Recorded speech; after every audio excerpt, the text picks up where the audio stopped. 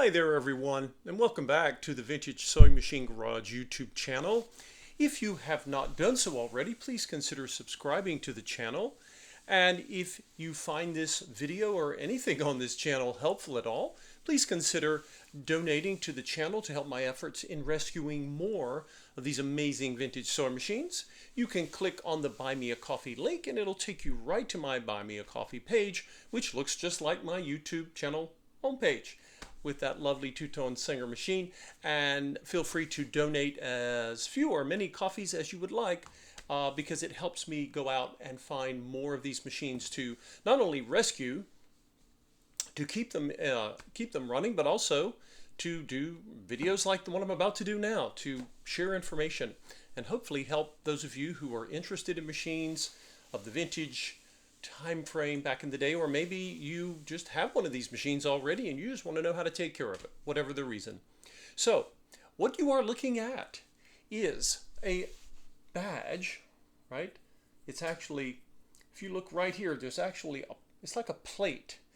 You know, back in the day when they used to put you know, plates or badges or logos on things, they didn't mess around. They were serious. It wasn't just a sticker, right? I mean, this thing, I mean, look at it. It's metal. It's designed to stay there. And then they've actually engraved. It's been sealed over. But what you're looking at is the serial number for a sewing machine. Now, this serial number, I'm going to read it to you, and I'll make a different video when we talk about how do you figure out when was your vintage Singer made. So the serial number is E like Edward, F like Fran, the number 732260. You can't see a couple of the numbers because they're behind this spool pin. And so what does this tell me?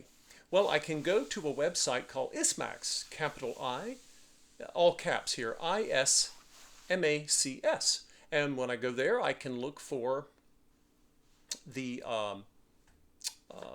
you'll see EF. They have different, sometimes you'll see two letters like EF, and sometimes you'll see a single letter with a number after it. Anyway, they have a lovely catalog of serial numbers, and it tells you when the machine was registered. It doesn't give you the date when it was sold to the customer, but it was obviously produced out of the factory and on its way somewhere around this world to a lucky new owner. Now, when was it registered with the Singer Corporation? It is listed as a Singer 201K, meaning the head or the body and mechanicals of the machine were built in the United Kingdom. There were also Singer 201s that were made in Canada, and there are Singer 201s that were made in the United States. So Singer had a lot of factories, and they produced machines many times in multiple factories. That's what a big company they were. And so when I think about this machine, and I thought, well, what am I going to call this video? What series does it come under? Is it my favorite machine series? Is it a purchasing series? Is it a rescue series? Maybe it should be all three. But the reason you see a tired, disconnected cord with two covered wires here that I'm holding, the reason you see this is because when I went to pick up the machine, in the ad, now the seller was honest. They said part of it needs to be rewired, but I didn't know what that meant. And like, oh, well, that can be very time consuming, or it can be simple. You just never know. It could be costly or not. Again, you don't know until you take a look at it. So I went. There were a lot of people interested in this machine, but I managed to get the seller, and the seller, being a really nice person, waited for me to get back to them, and I was able to go and retrieve it. Now, this cord that you see, when I saw the machine, you know, it came in a table, and the table, you know, it's got some wear on it, not too shabby, and the wiring that needs to be replaced is to the foot pedal. And I will be rewiring this machine and then reinstalling it because it had the foot pedal in the table. But you're probably wondering, okay, he keeps talking, but what machine is this? Well, I saw this and I knew immediately what this was. For those of you who are not strangers to vintage sewing machines, you may know what this is. What you're looking at is basically a badge. It is a piece of metal. I don't know if it's brass. It sure looks like brass. And it is riveted. As I said, back in the day, they were so proud of their products, they even took great care and expense to put their badges on properly. This, of course, is one of the badges that the Singer Company would use over its history. And I've talked about the badge before. Now, the badge is very similar to a badge that Singer used on all of its machines for many, many decades. The difference, of course, being that it has a lovely blue band around the edge. And that is there because the Singer Company was celebrating its 100th anniversary at the turn of the 1950s. That's how old Singer is. Singer was founded around 1851. And so after 100 years, if we think of the year 1950, 51, that's 75 years ago. And yet Singer was already 100 years old back then. And they did a commemoration. And someone in their marketing department said, hey, let's do something special. We've been in business 100 years. And they did. So they created a badge called the Centennial badge.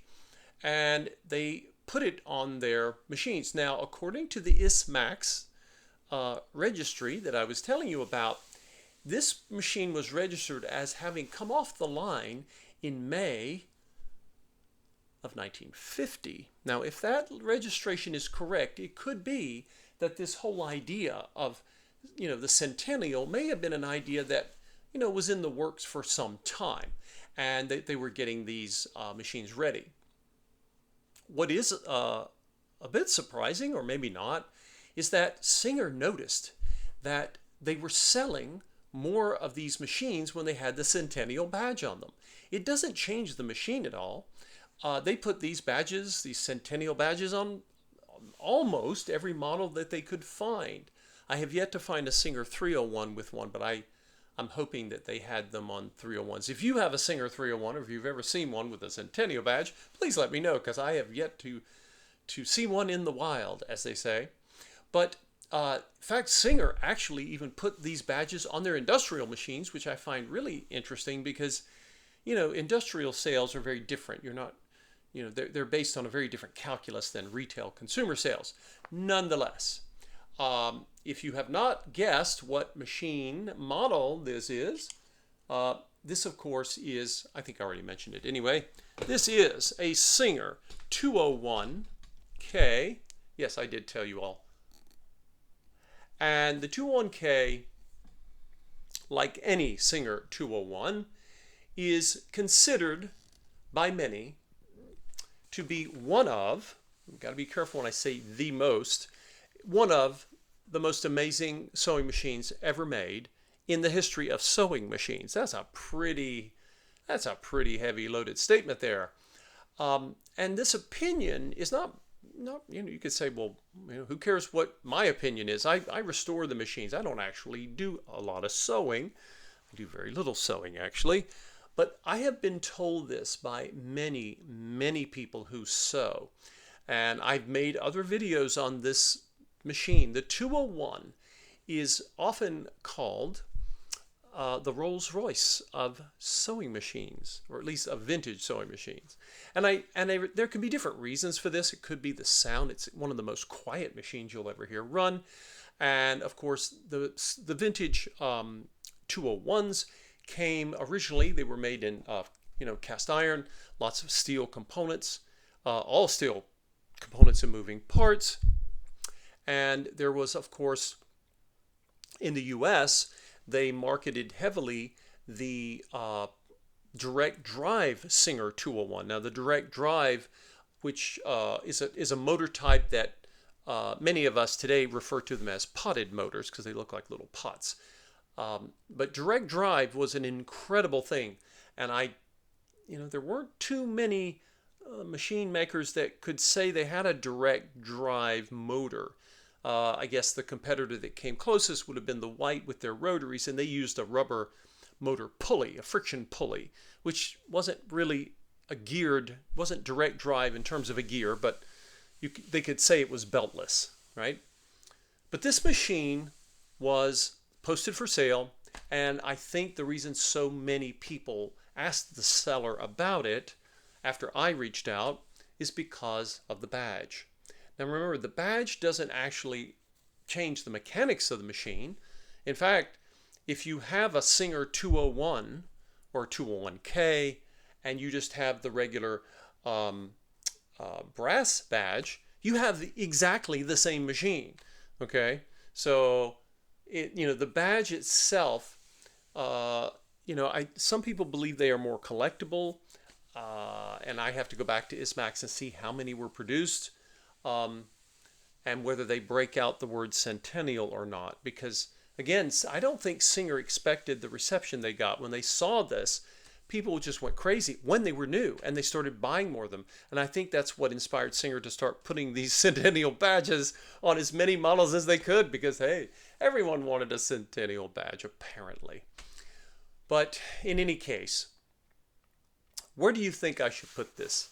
What series makes sense? I can list a machine or a video in more than one series on the channel, but honestly, I understand why people love these machines. People who do fine sewing. Now, what do I mean by that? People who sew wedding gowns, fine couture dresses.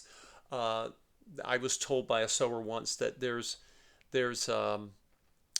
sort of an unspoken word that you want actually to do it with stitching instead of using things like sergers. There's nothing wrong with a serger, but and then of course quilters are known for really wanting an incredible stitch. And I've argued in other videos, and I've heard from many sewers who tell me that one of the most refined, straight, consistent, gorgeous stitches you will ever see, and I'm talking about straight stitching, this is straight stitch only, one of the most credible stitches you will ever see will be made from a Singer rotary hook design. This machine, when its shuttle and when its shuttle is turning, it goes in 360 degrees, and so do White rotaries, right? And Kenmore rotaries for that matter, and so does your Singer 221 and 222 featherweight models, as do your Singer 301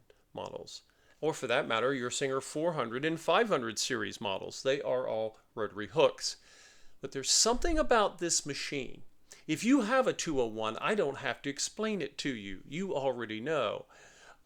It is quieter and has less vibration than a Singer 66. And by the way, there's nothing wrong with a Singer 66. If it vibrates, that's just because of the mechanism. You put it in a table, you can pretty much, nullify most of its vibration. And the Singer 66, I would argue, is more of a tractor. In fact, it may be able to handle more layers of thick fabric than this machine, the 201, can handle, and it can handle a lot. So the 201 is no slouch. It's very strong. And if you have any experience comparing a 66 to a 201, please put your comments there down below, because I would be curious to know which of those machines you feel can sew the heaviest material. So again, the Singer 201, not only is it one of my favorite machines, but more importantly, in the vintage sewing world, it is one of the most amazing machines ever built by any company ever. It almost sounds like an over-the-top, claim. Here you see the top-loading bobbin.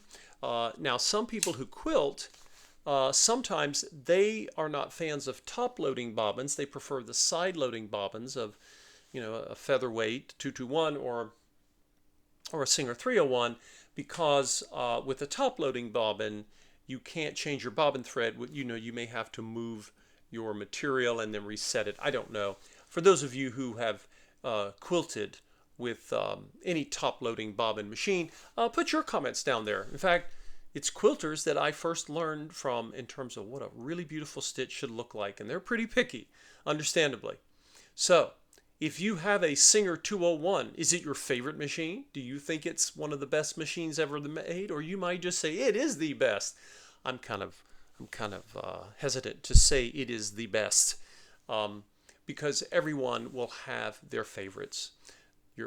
Doesn't matter the brand or the model, people like what they like. And maybe your favorite machine is not a Singer at all, and that's perfectly fine too. But if you have never sewn on a Singer 201, I encourage you to at least try. Maybe you have a friend or someone in a sewing group that has one, and you would like to show it off.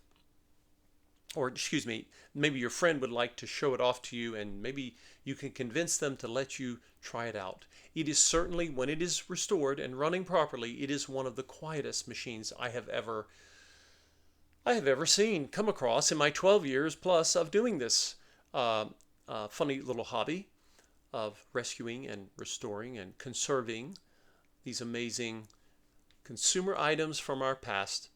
If this has been helpful for you, please feel free again to subscribe or donate to the channel. Just click on the Buy Me a Coffee link. And if you have a 201 or are hoping to find a 201, you can certainly put your comments there down below. And we will see you in the next video.